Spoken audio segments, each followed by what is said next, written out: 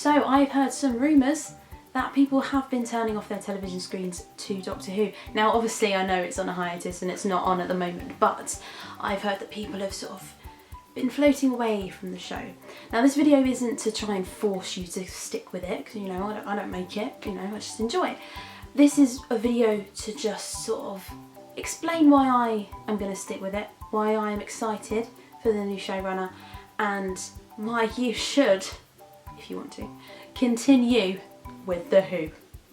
There's a new showrunner, and I don't mean that as a diss to the previous showrunner. I mean, ooh, new things are happening, and believe it or not, change can be a good thing. It's good to reboot things once in a while, and it will be exciting and something we haven't seen before, hopefully. A lot of people complain like it's not like the old days, you know, it's not what it used to be, but it needs to keep going and change to become fresh, and we need something to happen, and it might do, so just stick with it. Do you know what I mean? There's always a great quote to enjoy. Now I don't believe in writing a story purely for the quotes to go in there, so you can't write a whole plot around a quote that you want to include, but I feel that quotes are very important, that stick with you, that motivate you. I'm a strong believer in motivational quotes, and in my office in London I had quotes all over the walls, and it really motivated me, believe it or not. Every single day I saw them, even though I knew what they said off by heart. I really think they work, and so this is a fantastic show for quotes. I mean, you see them posted all over the internet, you see them in the episodes, and it sticks with you, and whether it's to make you laugh, to inspire you, you know, motivate you, anything like that, a quote can be an amazing thing. The humour, it's funny, it's amusing and entertaining, it's just light-hearted fun a lot of the time, and I'm very British with my humour, and Doctor Who is very British as a show, so it sort of is the perfect show for me, really. And this is more of a list as to why I will continue watching, but I hope you relate to some of these too. But British humour, love it, absolutely love it. The Doctor himself, the people who have played this man, they've all fit the part to a T, but they've got such different personalities, different looks, different vibes about them, but they've all fit the role perfectly because they've made it their own. So selecting the person to play the Doctor must be an excruciating process, because you've got to not just write for them and hope they can read the lines, but they've got to make it their own. They can't just read it as the previous Doctor or as someone in the past that's inspired them. They've got to be their own thing, because we'll notice if they're copying a previous Doctor. We'll know, and because you get a lot of recurring writers, you get similar stories or similar vibes to stories, and if they just read it, they're just going to end up like the Doctor who did that story before. Whereas we need someone who will just make it their own completely, and we have had so many people that have done that, which is fantastic. And this is so important. So as I said before, change is the premise of the show, and these changes are really good and well thought out changes. What other show has something that strong? And the guest stars. Now this is really important, and well, everything I say in this video is very important, but I'm getting excited now. So the guest stars that come on have become famous for doing projects in the past, and probably unrelated to Doctor Who, but they've built up this, you know, experience, and they've built up this fan base to draw us in. And yes, they probably are asked to be on the show to draw us in, but the fact that they do draw us in, and the fact that these people that draw us in want to be on this show, shows that it is a great show, that it's worth being on. And I was lucky enough about a year ago to bump into Matt Lucas in Trafalgar Square. Now we ended up having lunch together, long story. And so we were chatting for about an hour and a half about random stuff, and it got on to Doctor Who. And because there was a project that I wanted to ask him for permission for. And we started talking, and he was telling me his love for Doctor Who. And the fact that he's now in a Christmas special shows that, you know, he has built Little Britain, and, you know, he's built his career up over the years. And now he's in a show that he's loved for years, because he's built that up, and he's there to draw us in, and he must feel so proud of himself to be the person that is drawing us in for the Christmas special. And I was really happy for him when I found out, but he didn't give me his number, so I can't congratulate him in person. But one day, the messages behind the episodes as well. So you get some that aren't very obvious, but you get some that are obvious. For example, the Zygon two-parter, their message I think was quite obvious. It wasn't subtle into what it was referring to. However, I do think it was very well done. That's my opinion. But it did have a message, and it was an important message as well. And that speech, oh, that speech was amazing. Great speech. It's inspiring. I mean, previous episodes, it's quite hard to break into this shell, I tell you. I'm not an emotional person. I get excited and things like that, but I'm not a very emotional person. But Doctor Who does, it gets in there sometimes, you know, and sometimes it's just done so well that even I tear up a bit. Now, everyone that knows me personally knows that I don't cry. I don't well up. I'm not an emotional wreck, as they say, but Doctor Who does things to me, and it can get me on the brink of, you know, a few tears maybe, perhaps. Sometimes. Imagination is very important. All of this has come from various people's imagination. Some of it's absolutely bonkers, it's absolutely mad, and I love it.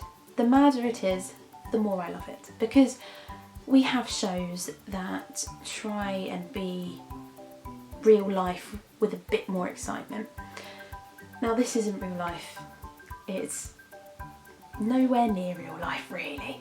I mean, the companions sort of relate to us in a way, like Rose worked in a shop, much like I do, and all that jazz, but it's got the alien aspect, the things that don't happen in real life. Mannequins come into life, anyway, that doesn't happen. Aliens invading, all that stuff. Now, you may believe in aliens, you may not, but this stuff hasn't happened. This stuff seems impossible. But it's possible on television because you're using your imagination, and there's parts where you have to use your own imagination to put things together. So your fan theories, all that stuff is you delving into your mind to try and create a scenario that makes sense to you. And Doctor Who doesn't make sense all the time. That's why it's so great. It's mental. Sometimes you just gotta escape from reality and watch something that is completely mental, and it is, and I love it. Now, I daydream way too much, and that is very good for your brain. People that daydream more have more brain capacity. It's probably not true. In fact, that might be something I just made up. For a second, you thought that was true. Now, use your imagination and pretend that I'm very clever.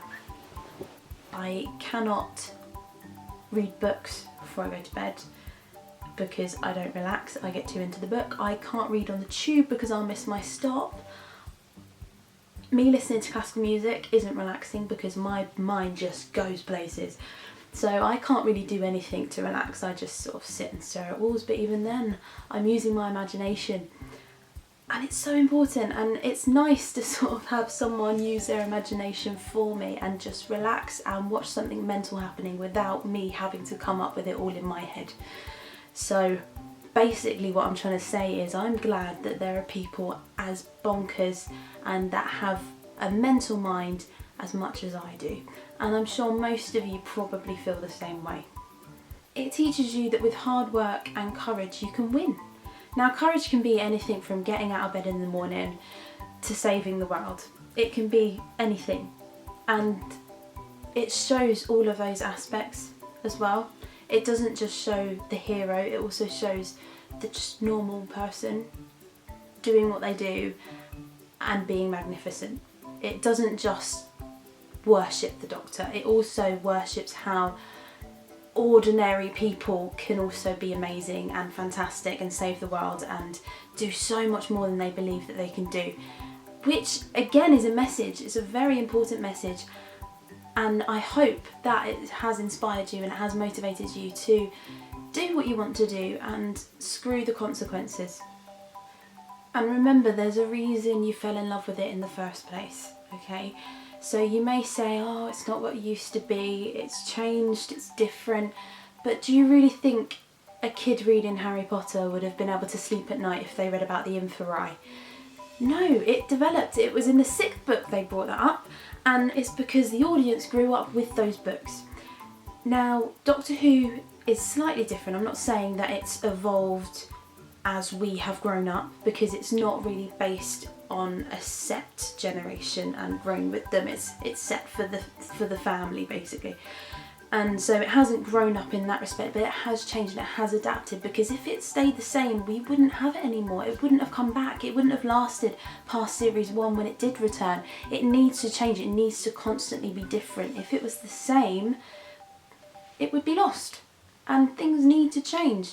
Now, as I said before, funnily enough, we don't like change that much, but sometimes it can be good. Alright? I absolutely love this show. Sometimes I can be unimpressed by parts, but overall I appreciate its uniqueness, I relate to its oddness, and I respect its message. It's a very important show to me. I met so many people through it, and I just think that we need to give it a chance. I mean, some people, it's not your cup of tea at all. You could be the ripest, juiciest peach in the world, but there's always going to be someone that doesn't love peaches. But for the people that did love this show once, there's something there that I think you just need to try again with. You know, just watch it again. Appreciate how much hard work goes into it, and appreciate what it's giving us back. You know, we're not just giving it ratings, that's not all it is. They're also sending us a message and hopefully inspiring a generation of Who fans. Now, this video isn't to try and force you to stick with the show, but it's just hopefully gonna just encourage you to give it a chance, because I will be, and I'm really excited to have it back. So, have a great day.